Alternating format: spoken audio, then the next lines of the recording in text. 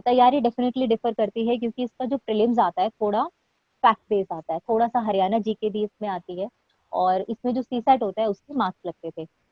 ये चीज अब चेंज हो चुकी है, शायद अब सीसेट के मार्क्स नहीं लगेंगे, बट मेरे टाइम पे लगे थे।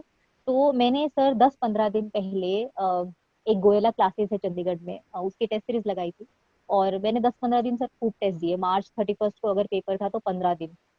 अब उसको मैं यूपीएससी के लिए शायद नेगेटिव हो गया था कि बिल्कुल तैयारी छूट गई थी, बट आपको मैनेज करना पड़ेगा अगर आप 2 पेपर दे रहे हैं तो सर वो जो टेस्ट सीरीज थी काफी हेल्प हुई, क्योंकि आप टेस्ट सीरीज लगाते हैं ना तो वो पूरा बैकग्राउंड कि पिछले 3-4 साल में क्या सवाल आए तो उनसे रिलेटेड सवाल इसमें वो देते हैं, तो वो काफी हेल्पफुल होता है। जय हिंद to all my respected aspirants, on behalf of Goyla classes मैं आप सभी का स्वागत करता हूं। तो आप जानते हैं कि अभी प्रीवियस संडे को एचसीएस प्री का पेपर हुआ था। तो हमारी टीम ने एनालाइज किया है एक सब्जेक्ट वाइज कि कैसे कितने पॉलिटी के क्वेश्चन थे, कितने ज्योग्राफी के क्वेश्चन थे, कितने इकोनॉमिक्स। इस हिसाब से हम आपके लिए वीडियो ला रहे हैं, डेली बेसिस पे आएगा जिसमें हम जो भी क्वेश्चन आए हुए हैं उन क्वेश्चंस पे हम डिस्कशन करेंगे, और ये भी देखेंगे कि इस टॉपिक से किस तरह के क्वेश्चन कमिंग जो पेपर्स हैं उसमें आ सकते हैं, राइट। तो आइए शुरू करते हैं। तो एज एन पॉलिटी टीचर मैं आपको ये बताना चाहता हूँ कि सेट बी में जो टोटल 100 क्वेश्चंस थे उसमें से 17 क्वेश्चन पॉलिटी के थे। I repeat, 17 question out of 100 question polity के थे। तो अच्छा वेटेज मानेंगे हम इसे, 70% का वेटेज है। तो आइए, आज जो क्वेश्चन नंबर 34 आप देख पा रहे होंगे ये सेट बी का है। I repeat, set B. तो सेट बी का 34 क्वेश्चन आप देखेंगे तो आपसे डायरेक्ट पूछा गया था जो टीयर 3 गवर्नमेंट होती है। टीयर 3 गवर्नमेंट से मेरा तात्पर्य है panchayat as well as municipality, यानी कि 73rd और 74th। तो फिलहाल हम आज आपके साथ डिस्कस करेंगे 73rd यानी कि पंचायती राज सिस्टम। तो ये क्वेश्चन आप देख पा रहे होंगे, सेट बी का है। अब ये देखिएगा, इसकी जो शुरुआत हम करते हैं, जो लोकल लेवल पे गवर्नमेंट की जो शुरुआत होती है वो होती है आर्टिकल 40, जो कि पार्ट 4 में है। आर्टिकल 40 बात करता था कि एक लोकल लेवल पे गवर्नमेंट होनी चाहिए, और ये जो सोच है या ये जो सिद्धांत है इसको जोड़ा गया है गांधी जी के विचारों से, क्योंकि गांधी जी हमेशा चाहते थे कि लोकल लेवल पे एक सरकार यानी कि शासन प्रशासन होना चाहिए, लोगों के हाथ में होना चाहिए, राइट। तो यहां से शुरुआत करेंगे। इसकी जो बुनियाद है वो है आर्टिकल 40, राइट। अब देखिए, देखा जाता है एग्जाम में जो पंचायती सिस्टम है उससे रिलेटेड कुछ कमिटीज होती हैं, जैसे आपने सुना ही होगा बलवंत राय मेहता कमेटी, अशोक मेहता कमेटी, इस तरह की जो कमेटियां हैं जिन्होंने अपने अपने राय दी थी किस तरह का स्ट्रक्चर होना चाहिए, इस तरह की बातें जो इन्होंने की थी। तो एग्जाम में आपसे हर पॉइंट तो वो नहीं पूछेंगे कि किसने क्या कहा है, कैसा कहा है। तो इसमें से जो क्वेश्चन बनता है वो आपको ऐसे कमेटी की लिस्ट दे देंगे और पूछेंगे इसको इंक्रीजिंग ऑर्डर पे लगाइए। इस तरह से एक सीरीज में लगाने के लिए आपको क्वेश्चन दिया जाता है। तो यहां पर आप देखेंगे ऑलरेडी आपके सामने जो स्लाइड है उसमें ऑलरेडी मेंशन है कि सबसे पहले बलवंत राय मेहता आई थी 1977, माफ कीजिएगा 1957 में। फिर 20 साल बाद अशोक मेहता आई थी, फिर जीवीके राव आई थी, एल.एन. सिंघवी आई थी, थंगन आई थी, गडगिल आई थी, और गडगिल के बाद कहीं ना कहीं जो आपका पंचायती राज प्रणाली है इसने एक संवैधानिक रूप लिया। तो ये आपने एग्जाम वाइज ये कमिटी की एक सीरीज बना लेनी है, ऑलरेडी ये स्लाइड में सीरीज है, राइट। आगे देखते हैं। अब देखिए, ऐसा है कि एक सिंपल सी बात है कि अगर किसी संस्थान को यानी कि इंस्टीट्यूशन को अगर कोई एक संवैधानिक दर्जा देना है तो उसके लिए एक प्रोसीजर होता है। उसके लिए प्रोसीजर ये होता है, एक विधेयक यानी कि बिल लाया जाता है, वो बिल पास कराया जाता है पार्लियामेंट में। याद रखिएगा, पार्लियामेंट मैंने बोला है, विधानसभा नहीं। संवैधानिक दर्जा दिलाने का जो अधिकार है वो केवल संसद के पास है, राज्य की विधानसभाओं के पास नहीं है, ये बात याद रखेंगे। तो इसका जो प्रोसीजर है वही संवैधानिक, एक बिल लाना पड़ेगा यानी कि विधेयक लाना पड़ेगा, दोनों ही सदनों में, लोकसभा राज्यसभा में उसको पारित कराना पड़ेगा, पास कराना पड़ेगा, और अंत में राष्ट्रपति के हस्ताक्षर होंगे, राइट। तब जाके इसे एक संवैधानिक संशोधन मिलेगा। अब ये बिल कौन लाएगा? तो ज्यादातर जो बिल लाया जाता है वो सरकार लाती है, पब्लिक बिल और प्राइवेट बिल। इसके लिए मैं कभी और वीडियो बनाऊंगा। तो ज्यादातर जो पब्लिक बिल है वो सरकार लाती है, राइट। अब देखिए, काफी कोशिश की गई थी कि जो पंचायती राज प्रणाली है इसको एक संवैधानिक दर्जा मिले, परंतु अंत में जो पीवी नरसिम्हा राव की सरकार थी वही सरकार इसमें सफल हो पाई। तो एक हायरार्की देख लेते हैं। शुरुआत करी गई थी राजीव गांधी की सरकार द्वारा 64th कॉन्स्टिट्यूशनल अमेंडमेंट बिल लाके। आई रिपीट, मैंने क्या कहा? कॉन्स्टिट्यूशनल अमेंडमेंट बिल, एक्ट नहीं बोला। अगर ये पास होता तो एक्ट होता, तो पास होने से पहले हम बिल को रिकमेंड करेंगे, बिल, विधेयक को। तो ये 64th बिल, संवैधानिक संशोधन बिल लाया गया 1989 में, जो कि लोकसभा में तो पारित हुआ परंतु राज्यसभा में यह पारित नहीं हो पाया। पारित से मेरा मतलब है पास नहीं हो पाया, कहां? राज्यसभा से। फिर यही कुछ समय बाद वीपी सिंह सरकार आई। वीपी सिंह की सरकार ने इसको पारित करने की दोबारा कोशिश करी, परंतु सरकार खुद गिर गई थी, तो इस कारण यह बिल पारित नहीं हो पाया। अब जो सरकार आएगी वो आएगी नरसिम्हा राव की। देखिए, नरसिम्हा राव को यह पता था कि यह पारित क्यों नहीं हो पा रहा। जब उन्होंने रिसर्च करी तो ये पाया कि ये कहीं ना कहीं कुछ इस तरह का इसमें एक तंत्र था कि राज्य गुलाम बन रहे थे, मतलब राज्य को उनकी स्वतंत्रता नहीं दी गई। तो नरसिम्हा राव ने सब राज्यों से, उनके जो मुख्यमंत्री थे उनको बुलाया, उनसे बैठक करी और पूछा कि क्या समस्या है। तो उन्होंने बोला इसमें हमारा तो कहीं भी हस्तक्षेप नहीं है। तो अंत में यह निर्धारित हुआ कि कुछ भाग संवैधानिक होगा और कुछ भाग राज्यों पर निर्भर करेगा, यानी कि राज्य स्वतंत्र होगा कि वो पंचायती प्रणाली को कैसे लागू कर सकता है। इसीलिए वर्तमान में आप देखेंगे हर राज्य में कुछ भाग एक सा होगा पंचायती राज प्रणाली का, परंतु कुछ भाग अलग अलग होगा। अलग अलग क्यों है? क्योंकि राज्यों को स्वतंत्रता है। तो जब पीवी नरसिम्हा राव ने यह कोशिश करी, राज्यों को कन्विंस किया, तत्पश्चात कहीं ना कहीं पीवी नरसिम्हा राव की सरकार सफल हुई। ये जो विधेयक है, ये जो बिल है, इसको एक अधिनियम में परिवर्तित, माफ कीजिएगा, कन्वर्ट करने में, राइट। तो इसीलिए ये आगे चल के क्या बनता है? 73वां संवैधानिक अधिनियम, 73rd कॉन्स्टिट्यूशनल अमेंडमेंट एक्ट, ये बनता है और जो पास होता है 1992 में। अब ये बात याद रखेंगे, ये पास तो 1992 में हुआ, परंतु ये जो लागू हुआ था ये हुआ था 24 अप्रैल 1993। तो आपने ये लागू वाली डेट बिल्कुल याद रखनी है। एग्जाम में पूछा गया है कि कब लागू हुई थी, 24 अप्रैल 1993। चलिए आगे बढ़ते हैं।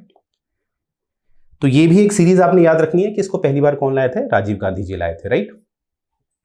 अब देखिए, ये अब एक इससे संवैधानिक दर्जा मिल गया है, 73rd अमेंडमेंट बन गया है। अब इस 73rd अमेंडमेंट जो हुआ है संविधान में, तो संविधान में इसने कुछ परिवर्तन किए होंगे। तो वो परिवर्तन क्या क्या हुए हैं? भाग 9 में इसने कुछ अनुच्छेद जोड़े जो 243 से 243 ए बी सी डी करते हुए ओ तक गए। आई रिपीट, 243 से शुरू हुए जो ओ तक गए, यानी कि आप इनको पूरा गिनेंगे तो ये आएंगे 16 अनुच्छेद। यानी कि पंचायती प्रणाली से कितने अनुच्छेद जुड़े हुए हैं? 16, राइट। और इसने एक नया स्केड्यूल, अनुसूची को जोड़ा, वो है अनुसूची 11। ये बात याद रखेंगे, नई अनुसूची 11। अब ये हमें समझ में आ गया है। अब देखिए, एग्जाम में आपसे क्वेश्चन डायरेक्ट पूछा गया था कि A B C D E, जैसे 243K क्या है, 243I क्या है। तो इसमें हमें हर एक अनुच्छेद को अंदर डेप्थ में नहीं समझना है, हमने ये देखना है ये किससे संबंधित है। जैसे 243K किससे संबंधित है, 243I वित्त आयोग से संबंधित है, क्या है। तो देखिए, अब हम जितने भी इससे रिलेटेड आर्टिकल्स हैं वो हम देखेंगे। तो 243 डेफिनेशन बताता है, परिभाषा बताता है, जैसे कि जनपद क्या है, ग्राम क्या है, तो ये परिभाषा 243 में मिलती है हमें। 243A जो है वो ग्राम सभा के बारे में बताता है, जैसे ग्राम सभा में एक गांव या उससे ज़्यादा गांव हो सकते हैं। 243B बताता है कि कॉन्स्टिट्यूशन ऑफ पंचायत कैसे होगा, कैसे इसको बनाया जाएगा। C बताएगा कंपोजिशन क्या होगा इसमें। D जो है थोड़ा इंपॉर्टेंट है, जिसे भी मैं इंपॉर्टेंट कहूँगा आप उससे मार्क कर लीजिएगा। तो जो D है वो आरक्षण की बात कहता है, यानी कि हमें Tier 3 में भी आरक्षण दिया जाता है, राइट। जो E है वो भी ड्यूरेशन ऑफ पंचायत है, तो ये 5 वर्ष है।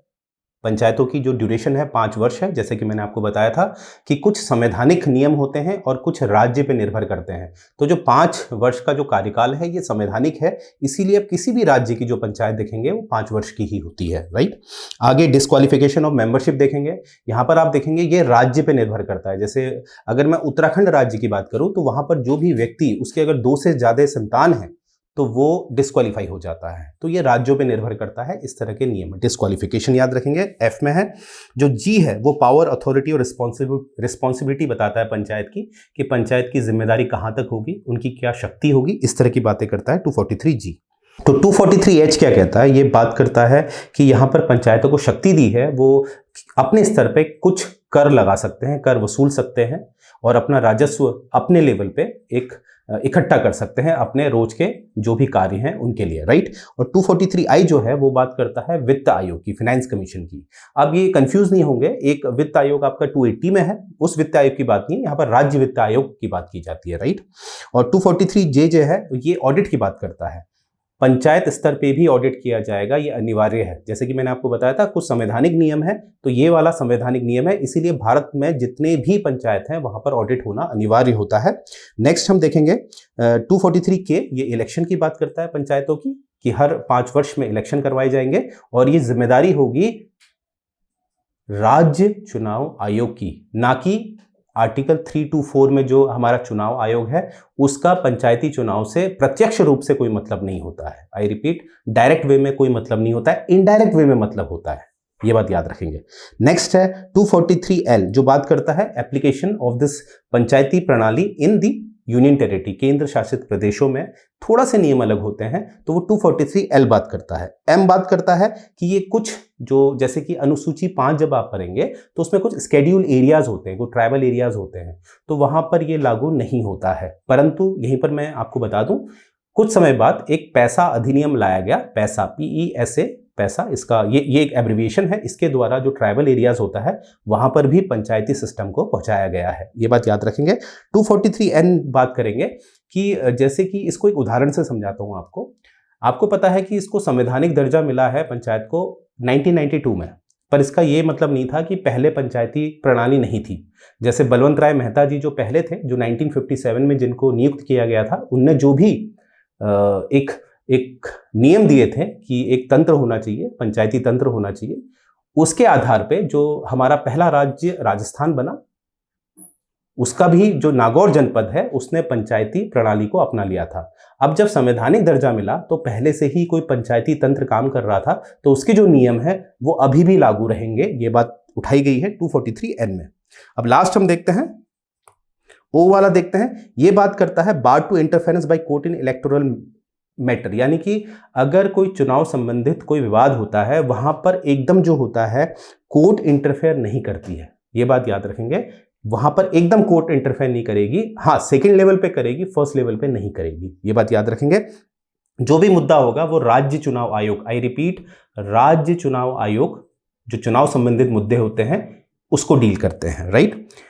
तो ये बात याद रखेंगे। तो इस तरह से देखिए, आपने जितना भी मैंने आपको बताया है इतना मैटर आप तैयार कर लेंगे तो आपका ये जो पंचायती प्रणाली है इससे कोई भी क्वेश्चन नहीं छूटेगा।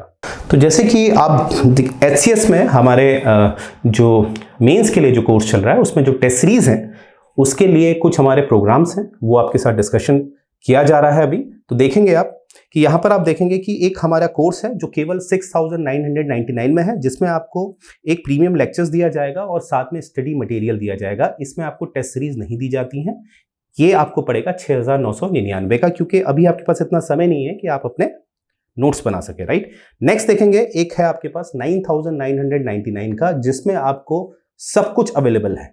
सब कुछ से मेरा मतलब है इसमें आपको लेक्चर्स दिए जाएंगे, इसमें आपको जो भी नोट्स हैं, जो भी स्टडी मटेरियल है वो दिया जाएगा, और प्लस इसमें जो हमारी टेस्ट सीरीज हैं तीनों पेपर की, हिंदी की 10 है, इंग्लिश की 10 है और जीएस की 15 है, टोटल 35 टेस्ट सीरीज आपको दी जाती हैं, और जो केवल आपको पड़ता है 9,999। इसमें आपको एक ऑफर दिया जा रहा है जिसमें केवल आपने अभी, अगर आप हमें लॉगिन करते हैं तो आपने केवल 999 पे करना है। आई रिपीट, 999 पे करना है, और ये उन बच्चों को टारगेट कर रहा है, उन एस्पिरेंट्स को टारगेट कर रहा है जिनको ये लगता है कि वो अभी बीच में फंसे हुए हैं, मतलब कट ऑफ के हिसाब से उन्हें लगता है कि हमारा नहीं भी हो सकता या हो भी सकता है, तो उनके लिए ऑप्शन है कि वो 999 देके हमारे साथ जुड़ सकते हैं। अगर किसी कारण उनका सिलेक्शन नहीं होता है मेंस के लिए, तो वो जो बाकी 9000 है वो पे करने की उन्हें जरूरत नहीं है। तो ये एक ऑफर दिया जा रहा है उनके लिए जिनको लगता है वो कट ऑफ के आसपास हैं।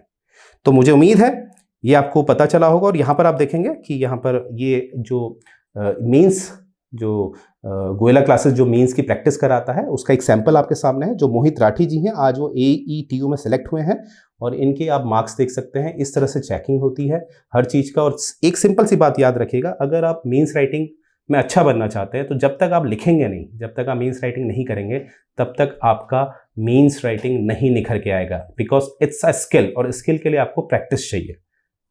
तो यहीं से मैं वीडियो एंड करने जा रहा हूँ। जय हिंद।